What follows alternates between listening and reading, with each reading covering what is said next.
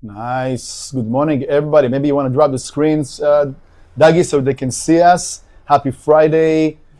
Here we are. We can see. We can see us. Good morning. I'm here with Chasity Lousteau. Yes. Good morning. Good morning. Good morning. I had to practice on the last name. She's gonna tell us why in a second. But what a fun start for the day. Thank you for having me. Yeah, good to have you. So that's our weekly Friday Tap Producer Mindset, and glad to get a chance to have this moment to chat and share more. Tell everybody who's watching us right now, and we're gonna have dozens of people jumping right now, and whoever's gonna watch us later. Who's Chasity Lousteau? Well, thank you. It's an honor to be here. So thank you for having me. So, like you said, my name is Chasity Lousteau. I have been in the real estate industry for a little over 20 years. I moved here to California from Tennessee about 20 years ago. Can you hear the accent a little bit? Just a little bit of the accent. So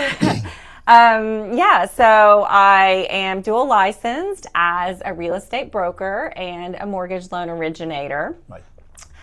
I am based here in the West San Fernando Valley. I've always been here either in Woodland Hills or West Hills. And I've just, developed my process over the years of really trying to understand what needs to be done, the right time to do it, and that's how, that's the philosophy I work on and how I built my business. Right, and we're going to dive deep into that and other elements. So go back to maybe the before real estate, right? Okay. How many years in the business? So real estate, well, I guess I would say real estate specifically since 2014. But before that, mortgage loan origination right when I got here in 2006. Jumped right into it, got my real estate license. I just happened to be working for a mortgage banker. Right. So I did loan origination first before we then transitioned into real estate. And even before that, and before moving here, I worked for a mortgage banker where I was their marketing director. So that's back home. Back home in Tennessee. Yeah. Marketing's my background. Okay, I was about to get. Yes, marketing's my background. That's my education. Marketing in what aspect? Marketing, like consumer marketing. My first job out of college was traveling around to do trade shows. I worked for an internet technology company. Yeah, it was really fun. It gave me a chance to see other parts of the country and the world. And I worked for a really cool technology industry. That was back in when the .com was growing, and then it busted. So it was a very short-lived but super, super fun. And then that's when I was introduced to the mortgage business. And I've been in the real estate industry, either between mortgage or real estate, ever since. Yeah, was that transition from like trade shows, technology, the .com world, to sit in an office and press buttons, what have you? Was it like a hard transition? Or like, wow, I like it. This is great. Oh, that's an interesting question. So, I would say that I don't think it was a hard transition because of where I was in my life. So right after college, that internet technology company was my first job out of college. I was single. I wanted to travel. I was really wanting to live somewhere else. And that was sort of the best of both. I didn't really have to move and commit to another city, but I got to travel around and see a lot of different places. So that was cool. I was also single.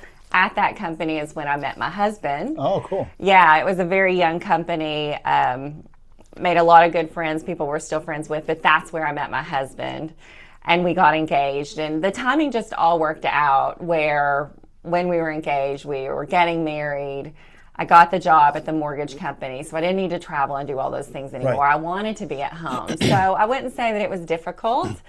It's just that the timing worked out. Right. That's just life. Yeah. It takes you places and you just follow and take advantage of it. So you moved out here, find a job in the same industry because that's what you do. What kind of say, I want to be not only the sidelines of like processing those people, those guys transactions. I want to do sales myself. How did you go about that? Yeah, that's good. So I made that choice when I was in the mortgage business back home and doing marketing, working with their loan officers to help them build their plans, build their business, really work together to find out who they are and how to grow. I decided when I moved here to California, where I knew no one but my husband, and I knew that it would be a huge transition, that I didn't really want to sit in an office anymore. I wanted the opportunity to try sales myself and to be able to have my own schedule. That really fits best with my personality. Yeah, that's great. That's good. Yeah, so I knew his schedule would be wacky crazy, and so I wanted the opportunity to be flexible myself and to set my own schedule. And I happened to be introduced to a mortgage banking company that I could do just that. I did go into the office at first when I was getting licensed just to learn that part of the business, but once I had my license is when I was free to go out to be a salesperson, and I traveled the whole territory. I worked from Ojai and Santa Barbara all the way to Santa Clarita, and I set my own schedule. I worked from home, but I was out visiting offices, and that's what I did. Yeah, wow. And then you got your broker license? Not yet. Okay. So the first job I had here as in the mortgage company was I was a wholesale rep. So I really got to learn the mortgage business, right. But as a wholesale rep, right? And then our market crashed in 2008, 2009. I'm like, what a great time to be in the mortgage business. So that was the chance. That was my opportunity to pivot just a little. Love it. To say, okay, now what am I going to do? Now how can I still thrive? What will I do next? And so that's when I actually learned to originate myself. And at the same time, I went into the office and started working with the owners on special projects or special promotions, whatever we were doing. So my first project was to get our company approved with FHA because they had always been like a conventional lender, didn't really do government loans. And so we took on the project of we need to be FHA approved now. House prices were dropping. Sure. A lot of buyers needed to get back in with that sort of financing. And so I took on the project of learning how to originate at the time and getting us FHA approved. Which gave me a perspective of learning processing, really working with our mortgage bank and the underwriters and all the things that we needed to do to make that happen. So that was the next step, and that's really when I started originating myself. After that, once that was all up and going, after that is actually when I bought my first house. My husband and I bought our first house here in California. And it was that experience where I said, why? why did I just work with a real estate agent when I'm real estate licensed? Why did we do that? And why can't we have an arm of the business where we can do real estate and loans at the same time? And so that was the next project. And then maybe you're looking at it because you're a high D, you're a driver. You're like, go, let's get things happen, right? Maybe I can do it. I would do it differently. I would do it differently. Okay. Yes, okay. It was part of that experience. Sure, which it's good to, yeah. Yeah, it was part of that experience that said, if I did it myself and I was licensed, this is how I would do it differently. Right. If I would do this next time. Next time I sell a house or buy a house, this is how I would do it. If I had a client who had hired me, this is how I would do it for them, and that's all part of it. Yeah, and what I love about, you definitely a go-getter, right? Just the fact that you're the pivoting from you're in the mortgage business and then market crash, and you're not like just sitting there like what I'm going to do next. Like I already know what I need to do, and you shifted to that mindset. It's all about successful people making fast decision and taking action right away, right? Because you can always course correct. Mm-hmm. So same thing over here. So okay, so you got your license. Yes. So licensed.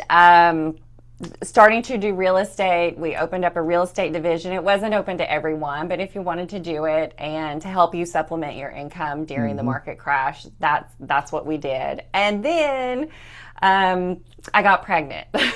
So that was the next big shift where I was like, whoa, I don't think I want to drive to El Segundo anymore. That's where I was driving at the time from Woodland Hills. And right. I'm like, no, now it's time for me to start a family. This is what's next for me. Yeah. And so at that time is when I said, okay, I need to just step back a minute. I'm going to go be a mom, the mom that I want to be. Mm-hmm. And I'm going to work from home, and I'm going to run my business now, just me. I don't want to be responsible for other things and other people, only my child. And so I really made the conscious choice to step back and just to focus on me. And it was during that time after my son was born that I decided I really need to get my broker's license. I had known it for a while, but that's when I did it. I had the time to do it, and I wanted to do that because I knew it would give me more leverage and more opportunity, in the future for whatever I wanted to do. But I really wanted to get my broker's license. Yeah. Well, it's always investing in yourself in education, right, or elevating your skill set, responsibilities, or what have you. Always will take you ideally to a better place. Right. We were chatting earlier. We were comparing cloud notes, right? Yes. Tell us about that, because everybody knows what AI is, and some using it just as prompting, like basic tasks, right. Grammar fixing, or do this, or do that. But you're really working on something different to elevate your business. Yes. Yes, AI. So, admittedly, I never considered myself an early adopter ever. I'm just not an early adopter, except with AI. For some reason, when it first came out, when ChatGPT first came out and available to all of us, I was on board pretty quickly. And I was on board the surface level, where most of us start, I would think, replacing Google searches, diving deep into topics. But it was fascinating how cool it was. Like, I just thought it was really, really cool. And I pretty instantly saw how it could help me. So I jumped right in, and it helped me write marketing descriptions and, whatever, listing descriptions and the marketing things I was doing, because I don't fancy myself a good writer. So it was super helpful to me in that way. And it's been 3 years now. Mm-hmm. And I see AI as one of the greatest opportunities that we have to change how business is done. Not only marketing, which is how I started doing it, but to really take the opportunity to build the foundation of my business and what I want it to be in the future, using AI as the foundation. And so just recently, I have flipped over to Claude. Mm-hmm. And I do use all of them for different reasons, but how I'm going to build the foundation of my business and where I want it to be the next 5, 10, 15 years and into the future will be, I'm using Claude as the basics for that. And I'm just now getting into really learning Claude and what it can do, building the skills in there so that I don't have to constantly repeat myself, and just give it ask it to do some automations for me, those things that I don't like to do that aren't really income producing activities, sure. Yet it's information that we need to have that's important to our business so that I can take that information and use it for what I need to do. So anyway, that's my project that I'm working on now. I really want to start it, get to the end of it, build the basics, and then that will be phase one. Then I'll work on phase two. But I've got my projects going. I have my skills built in there, and I'm setting up my automations. I think it's pretty cool. It's pretty coll, but you also definitely the top tier of implementation, because most people use it on the surface level. Right. And by the way, on the chat, just type in yes. Doug will pick up the votes afterwards if you're interested for me to host Chasity at some point to do a class about Claude.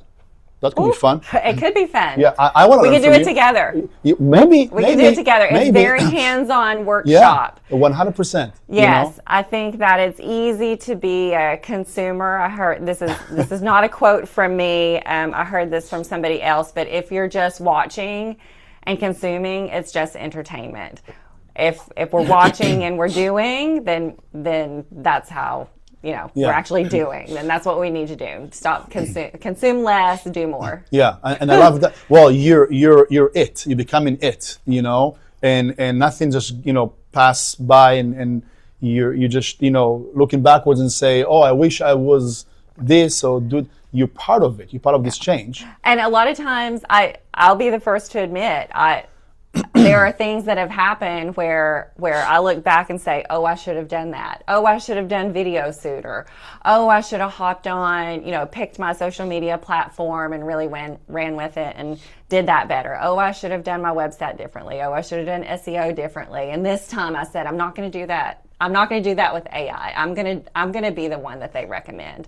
I'm not the one they recommend yet, but a year from now, I want to be the one that if a consumer types in a certain question in my market, I'm the one they recommend. That is my goal right now. 100%, yeah, and it's going to happen because everything's going to go there. Yeah, I mean, AI is already recommending 3 to 5, answers, whatever you type in, and I feel like we will be left behind if we are not that answer. Yeah. Consumers want it easy, right? Just tell me the first person that comes up, and if you're not the first person that comes up, it's going to be hard. Yeah. I think it's going to be hard. Yeah. And it's totally fine, by the way. I mean, it might be intimidating to a lot of people, so even social media, it's a commitment. It is. That's part of the issue, the commitment. So if you're committed to it, but you also have to find, the part where you're enjoying it. True. Right? Yeah. Yeah. Really good point, because it can become a chore. And for me, at least, I can't speak for everyone, but for me, if it's a chore, if it's something I don't enjoy doing, I'm not going to commit to it. Right. It's going to fall off. I'm going to be excited about it at the beginning and maybe get it started, but then it's just going to die off and I'm not going to finish, and then I'm going to be left behind. Or even worse, it's going to be, filling the space. It's going to be a checkbox. So you keep going to do whatever, but you're not really going to be fully vested. And you'll never really break through because you're on a surface level. Yeah. Right? Which is part of what's so intriguing for me about Claude, is because you can set up automations. I mean, you have to invest and learn how to do it. But for your $20 a month, you can't pay an assistant to do all the things that you can just tell Claude to do for you. Those things that I don't want to do, I'm going to ask Claude to do for me. Yeah, that's exactly. And you can find today, fairly really good, affordable virtual assistant for, $1,500 a month, let's say, in average. Yeah. So, but you still have to constantly, give them guidance, and maybe they're going to have a off day, sick day. Something happened, no connection wherever they are, internet connection. Right. This is solid. And training and constant training. And if it doesn't work out, then who are you going to train next? Or if they don't do it exactly the way you want to do it, and it doesn't work out, then you have to start over again. And what's cool about Claude is you can train it to exactly who you are, your voice, how you want all of your information to sound.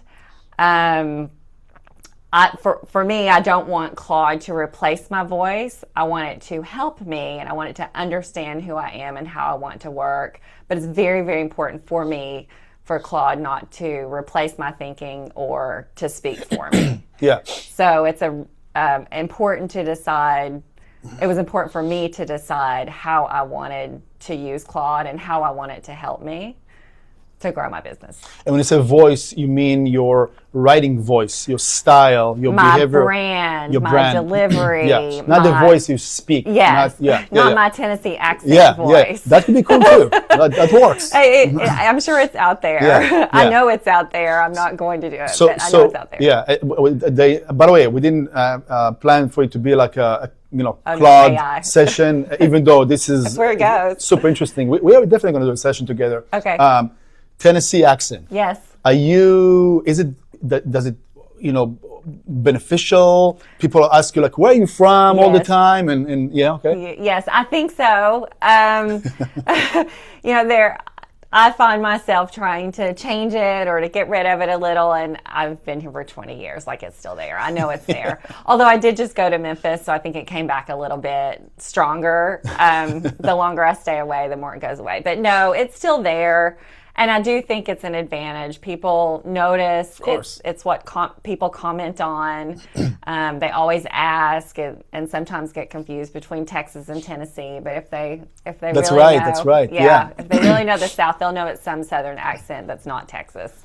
And we are in LA. It's a very diverse place, and you get multiple accents. So people are always curious to know. Most people will be curious and ask. So yes, it is part of what makes me different. Right, exactly. And different is special, is unique. Yeah, different is good. There's nothing wrong with being different. And I do embrace video. I didn't love it. I still don't love it. And it's hard to get into the habit, but I know it's important. I do it anyway. And it is one of the things that helps me stand out, being on video and having my Tennessee accent. Yeah. So okay. So take those two parts, right, that you mentioned. How do you generate business when it comes to real estate, not loans? Real estate. Which is almost the same thing. But yeah. Well, and for me, I position myself as both, and that's also part of my competitive advantage. It doesn't mean that people ask me for both, but they know I do both. So it's the combination of all the things. So how do I generate business? So most of my business comes from my database. So that's my past clients, referrals from my past clients, repeat business, and then my social network and acquaintances that I've met while I'm here. So the large majority of my business comes from there. But I also don't ignore lead generation. I still think that is my number one job every day when I wake up. Unless I have leads calling me, my job is to lead generate. Right. Whether that comes from my database or somewhere new. So I find that when I am more visible, meaning not just a social media post, because frankly, my algorithm doesn't push that. But when I post a video, whether it's a long form video or even a short form video on Instagram or YouTube, most of the time I have to, I'll always put it on YouTube. That's my platform number one, but I will cross promote it on Instagram. But when I am more visible on Instagram, I get more referrals. I know I stay top of mind. People are always thinking of me. And then that same YouTube short that I cross-promote on Instagram, I also connect it to my Google business page. So those are my three that I really focus on. So every time I get a stranger call. Yeah, Instagram, YouTube, Google Business, okay. Those are my three top. I mean, you'll find me other places too, but those are my three top. But YouTube short starts it. Everything else falls behind. So it starts with my YouTube short. And every single time I get a call from someone new, a stranger I don't know, and I say, great, how did you hear about me? They will say, I Googled you. I found you on Google. Yeah. Which is YouTube. Right. And Google, because they're the same. It's the same company. Yeah. They're the same. But when I get my past clients or my friends who call, it's because they saw me on Instagram. Right? So that's why I've chosen those three. Makes sense. Yeah. So again, you're very conscious about, maybe it's your marketing background. To be consumer facing, right? If it's face to face or through the social channels to get to the end user. Yes. And I know those times in my career, in my life, where I had to take a step back, or maybe I wasn't as active or not as visible. My business, that's when you get the roller coaster, which we don't want. Right? We want that. It can be very exhausting. It can be. And then, oh no, where's the next one coming from? Oh shoot, I got to get back out there. So it's being consistent, which is hard, but important for me and my business. That's how I grow it, to be visible. Yeah. That's my word for now in the next 12 months is visibility.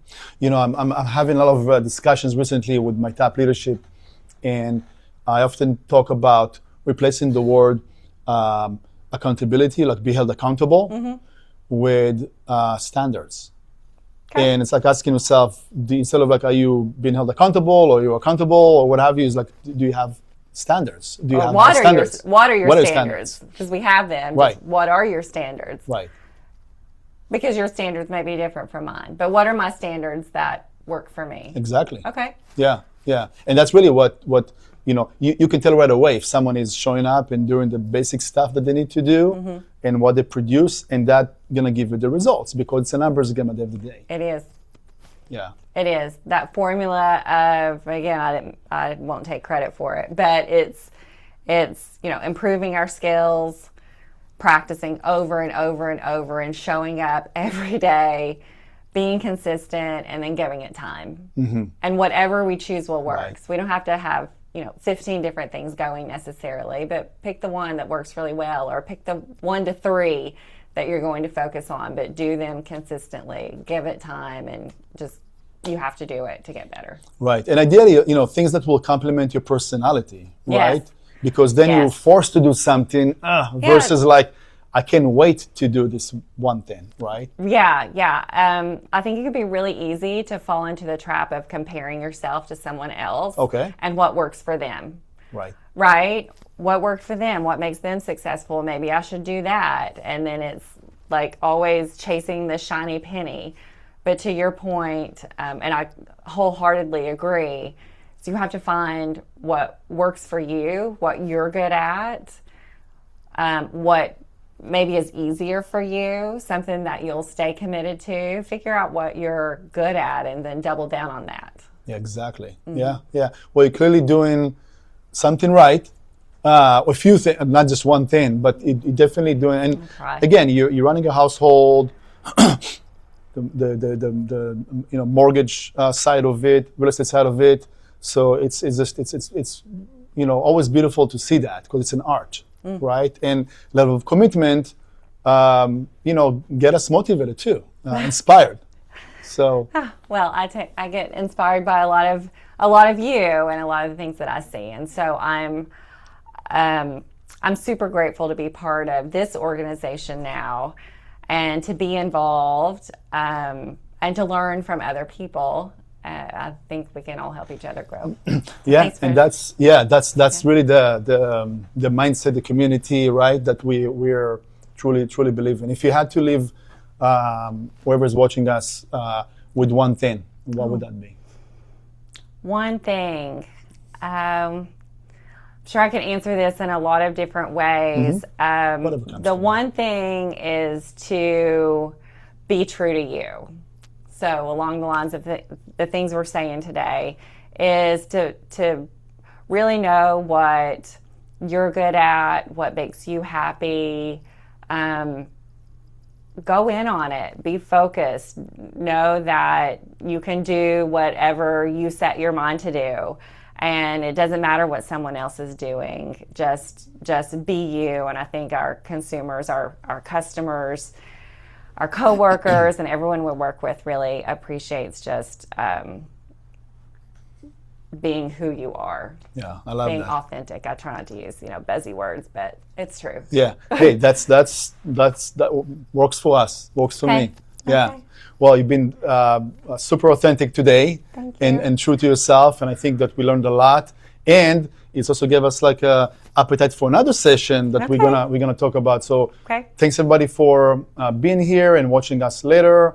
Chasity, you've been wonderful. Oh, this has been fun. Thank you so much for having me. It's been great. And that's how 30 minutes goes just like wow. that. Yeah, that went fast. Yes. That was nice. All right. Thanks, everybody. Thank Good to see you. you. Thank you. Thanks, Have Chasity. a good Bye. weekend.